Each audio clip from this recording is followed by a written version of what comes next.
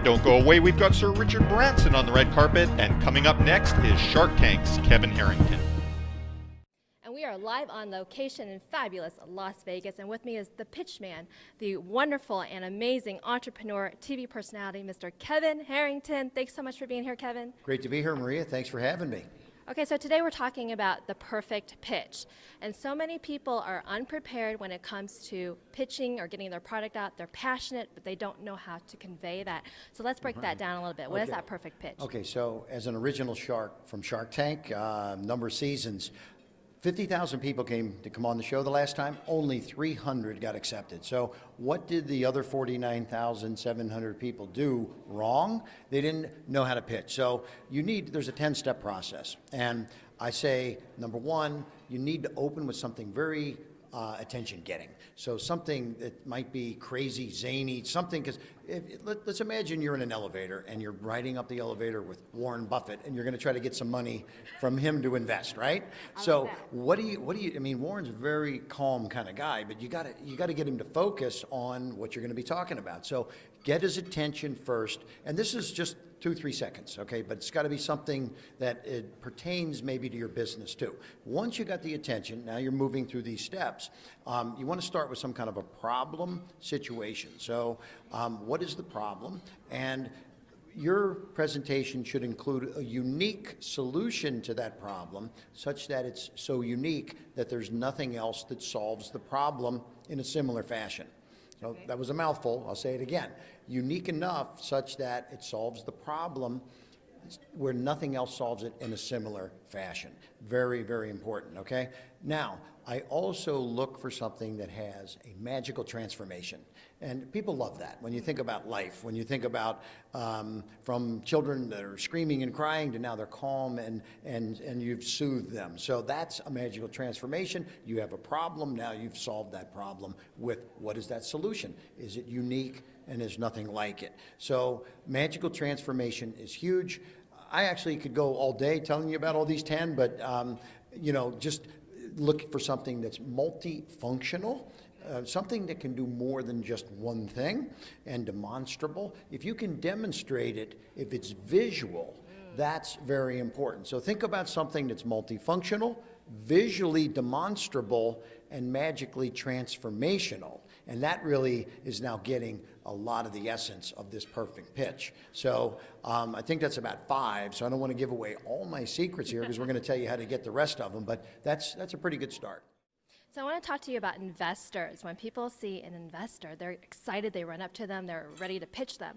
But are all investors looking for a particular thing, or is there something, I think you call it like the sweet spot? Yeah, exactly. So the problem a lot of times people have when they pitch to an investor is they come in and they just start pitching. Yeah. The first thing you really need to find out, if you have the time, okay, not if you only have 30 seconds, be ready to give the elevator pitch, but you need to find out what their sweet spot is. Some investors look for great, real high, fast growth companies. And then they're not focused as much on profits.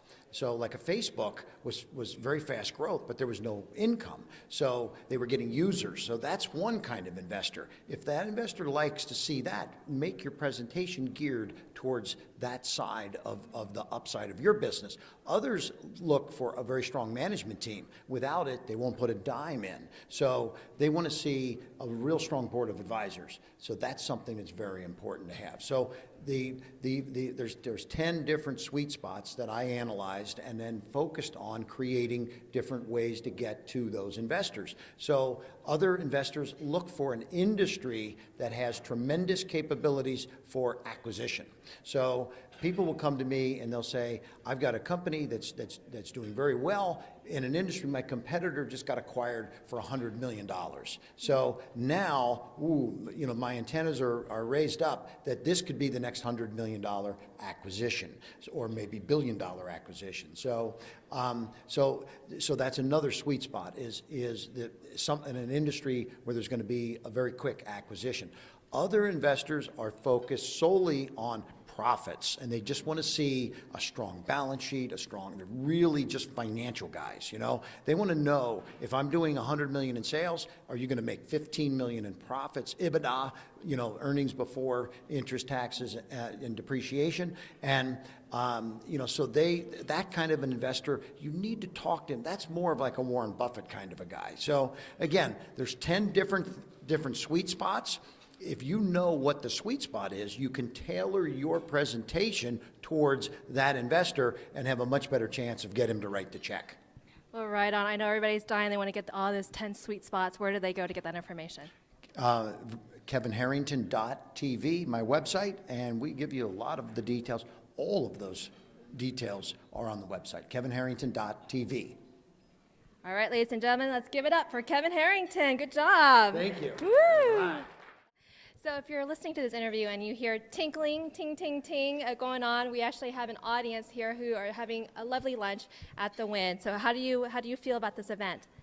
You know, I love to I'm doing a 20-city tour right now, so I go from one city to the next, about 3-4 cities a week right now, and it's so much fun because I like to touch the local communities, and in this case, here in Vegas, you get a national community because you know, they're not just from Las Vegas.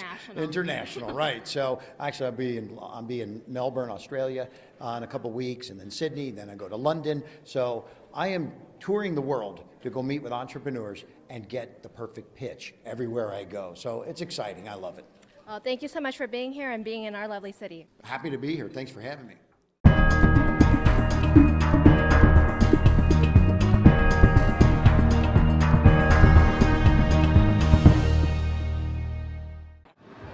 Well, if you're alive today, you're obviously watching Vegasnet TV.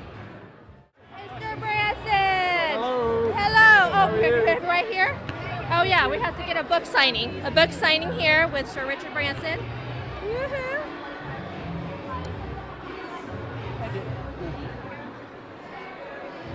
All right, so I hear it's quite the party bus coming here from LA to Las Vegas. How exciting was that? It's always fun on Virgin. This Virgin does go the whole way.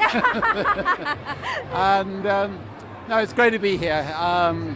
Last time I came to Las Vegas, we did San Francisco to Las Vegas, and they thought, wouldn't it be fun to take him to the top of the Palms and he can jump off the top? And I hit my bum hard on the side. That wasn't so good. How's your bum? Can you give it a rub? Oh, it's better now. Wow, that's going to go down in history for me. Thank you so much. I will never wash this hand. But anyway, we've had a fun day. Not quite as hairy as the last time. Well, you know, Tom Cruise was on Jimmy Fallon last week, and they want to go on into space with you. And they said they wanted to be one of the first to RSVP. Would you take Jimmy Fallon, and would you take Tom Cruise with you? I would be delighted to take Tom Cruise and Jimmy Fallon. They told you they wanted to fly? Well, that's what they said on the show. Okay, well then I'll have to ring them up and I'll get them up there. So that'd be great. Jimmy, Tom, look, I hooked you up. Don't forget that, right? No, well, are you going to come? I'm with child right now. You are? Yes, so... Congratulations. Well, thank you. I too went all the way. What do you mean by with child? With child, I'm pregnant. How long? I'm due in September, so about 4.5 months. Oh, how exciting. That's great. Yeah, Your first baby? I'm sorry? My first, yes. Fantastic. Yes. It took me 15 How about years. you? Yeah, I was going to say, your children are really successful, and I want to talk to you about success. And first of all, raising a successful family. How do you instill moral values, but yet let them go after and pursue their own dreams, even if it may not seem, well, who am I talking to? I was saying the most logical. I think you won't have any problem, but I think you just got to have so much love in a family. So both, ideally mum and dad staying together, and lots of trust, being able to talk to each other about anything. You know, if your kid wants to smoke a joint, you haven't got that to worry about yet. Oh my gosh, you're stressing me out already. Make sure they're happy to tell you about it.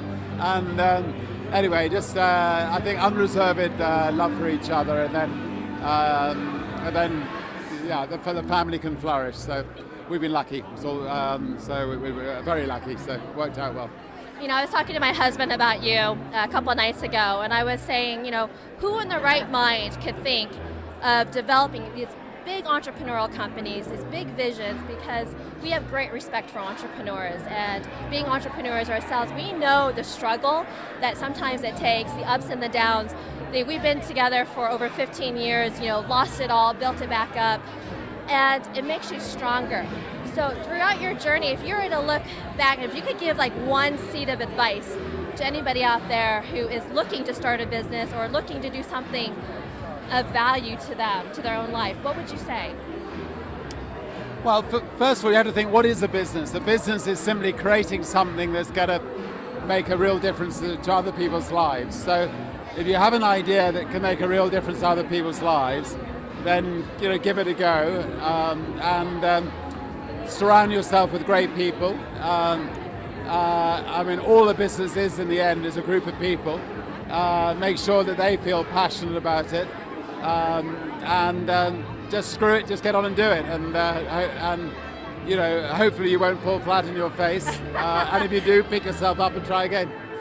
And on that happy note, good luck with your baby. Thank you so much. Excuse me. Cheers. Thank you. I got good luck from you. You kissing my belly. I love it. Thank you. All right. Bye. Thank you, guys. I kiss your baby. What's the name? What is it? If it's a boy, it's Micah. Right. If it's a girl, it's Mylin. Mylin. I think it's Mylin.